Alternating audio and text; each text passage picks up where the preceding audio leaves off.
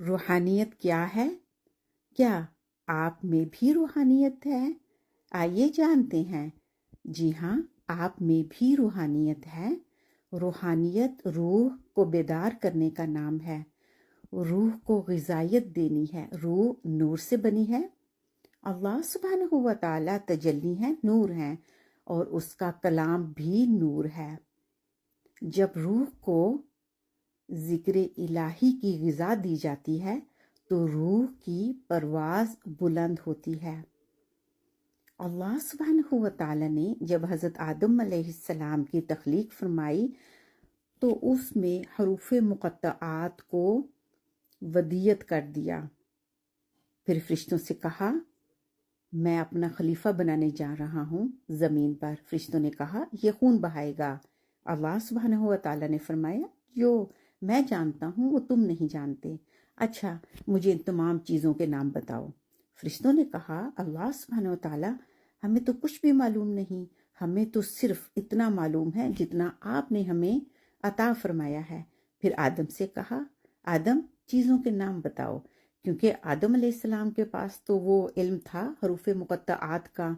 आदम अलैहिस्सलाम ने उन हरूफ को आपस में जोड़ा, उससे आपका और मेरा नाम बनाया। मुख्तलिफ ज़बानें बनाई, मुख्तलिफ अलूम बनाए और बयान फरमा दिया। मतलब ये कि हज़रत आदम अलैहिस्सलाम में रूहानियत मौजूद थी, कुरान पाक के अल्फाज मौजूद थे, और फिर उसकी ज़ुर्रियत में, मुझ में और आप में वो रूहानियत आई। वो कुरान पाक के अल्फाज हमारी रूह में मौजूद हैं। सिर्फ हमें अपनी रूह को बेदार करना है। आपको एक मिसाल से समझाती हूँ। एक आदमी है, वो ज़मीन पर खड़ा है, उसको उतना ही नज़र आएगा जितना उसकी निगाह जहाँ तक जाती है। लेकिन जब आप ऊपर होते हैं, फिज़ा में होते हैं, कह लीजिए कि आप एरोप्लेन में होते हैं, तो आपको वो जगह नहीं बल्कि पूरा शहर नज़र आता है। जब आपकी रूह की परवाज़ बुलंद होती है तो आपको वो नज़र आता है जो आम बंदे को नज़र नहीं आता। यही रूह की ग़िज़ा है। यही फ़र्क करती है आम बंदे में और सूफिया इकराम में। तो हमें अपनी रूह को कलाम इलाही की ग़िज़ा देनी है ताकि हमें वो चीज़ें हासिल हों जो कि हमारी रूह को चाहिए। उम्मीद करती हूँ आप समझ गए होंगे। अस्सलामुअलैकुम व रहमतुल्लाहि व बरकातुहू। मेरे पास एक सवाल है। सवाल ये है, काफिर कहते थे रसूलुल्लाह सल्लल्लाहु अलैहि वसल्लम हम जैसे बशर ही तो हैं। आइए आपको मैं समझाती हूँ। बेशक रसूलुल्लाह सल्लल्लाहु अलैहि वसल्लम बशर हैं, लेकिन वो अफजलुल बशर हैं। आपको एक मिसाल से समझाती हूँ। रूबी भी एक पत्थर ही तो है, लेकिन रूबी पत्थर होने के बावजूद दूसरे पत्थरों से अलग पत्थर है। उसकी अपनी पहचान है। उम्मीद करती हूँ आपको अच्छी तरह से समझ आ गया होगा। सल्लल्लाहु अलैहि वसल्लम। अस्सलामुअलैकुम व रहमतुल्लाहि व बरकातुहू। मेरे पास एक क्वेश्चन है रूह के बारे में कि रूह की खासियत क्या है। तो चलिए जानते हैं। रूह अल्लाह सुब्हानहू व तआला का हुक्म है।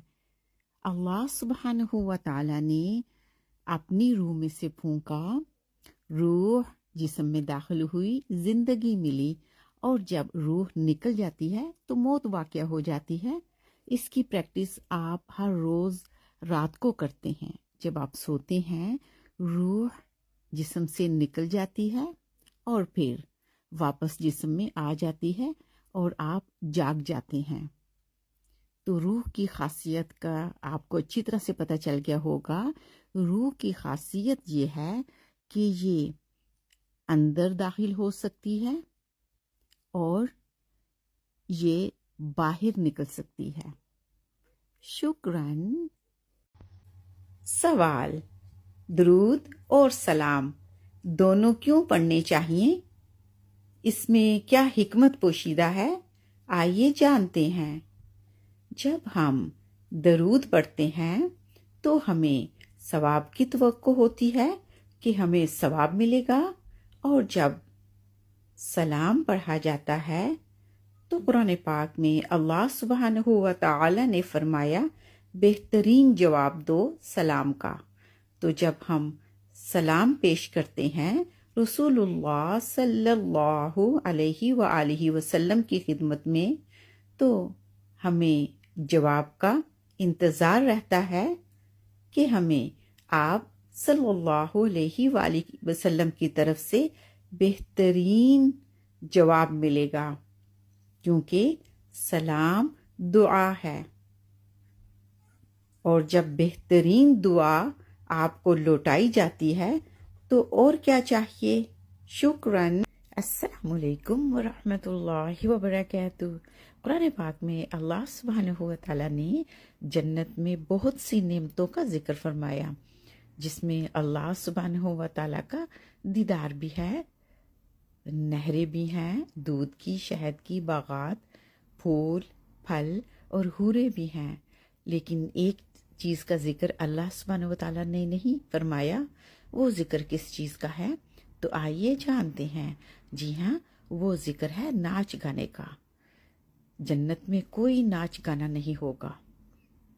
تو آپ دیکھ لیجئے کہ اس دنیا میں ہم اپنی زندگی کتنی برباد کرتے ہیں، گانے سننے میں، فلمیں دیکھنے میں، ڈرامے دیکھنے میں، گانے میں، ناچ میں۔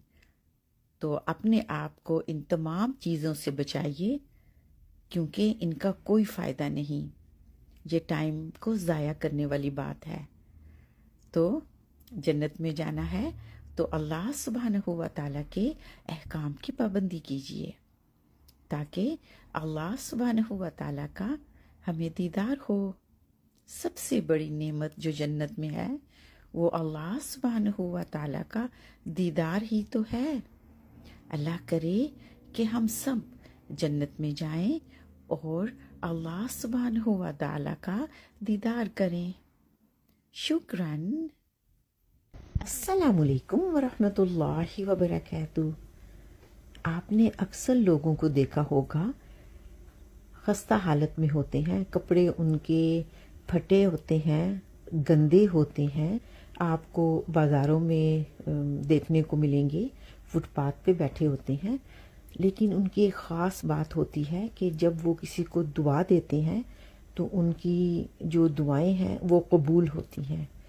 لیکن اصل سوال یہ ہے کہ وہ اپنے لیے کیوں نہیں دعا کرتے تاکہ ان کے حالات بہتر ہوں؟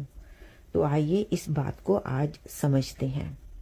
اللہ سبحانہ و تعالیٰ نے کچھ لوگوں کو مخلوق کی خدمت کے لیے پیدا فرمایا ہوتا ہے، وہ لوگوں کے لیے دعا کرتے ہیں اور ان کی دعائیں قبول ہوتی ہیں، لوگوں کے حالات بہتر ہوتے ہیں، ان میں آسودگی آتی ہے۔ لیکن وہ اپنے لیے دعا نہیں کر سکتے، کیونکہ اللہ نے ان کو اپنی مخلوق کی خدمت پر مامور کیا ہوتا ہے۔ اور دوسری بات یہ ہے کہ وہ اسی حالت میں سکون میں ہیں، ان کو نہیں چاہیے یہ سب کچھ، تو وہ اپنے لیے دعا نہیں کرتے، وہ اسی میں شکر ادا کرتے ہیں کہ اللہ نے جو کچھ ان کو دیا ہے اس پہ وہ راضی ہیں۔ آپ کو سمجھ آ گئی کہ یہ لوگ اپنے لیے دعا نہیں کر سکتے، یہ صرف اللہ کی مخلوق کے لیے دعا کرتے ہیں، اور ان کو اللہ کی مخلوق کی خدمت کر کے ذہنی تسلی اور دل کا سکون حاصل ہوتا ہے، ان کو خوشی ملتی ہے، ان کی خوشی میں ان کی خوشی ہوتی ہے، تو وہ خوش ہیں اپنے حال میں۔ شکراً۔